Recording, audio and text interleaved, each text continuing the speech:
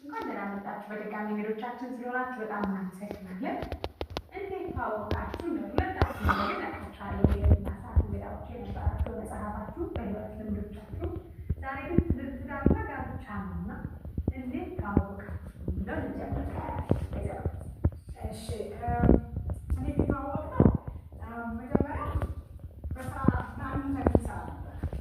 አንድ መስሪያ ቤት ስንሰራ ግን ሁለታችንም ለፍቅር አንፈላለግ እንደ ሰራተኛ አብረን የሚሰራ ሰው። ይሄ አንዱ መኝታ ቤት ነው፣ የአዋቂ መኝታ ቤት። ይሄ ሻወር እና ሽንት ቤት ነው።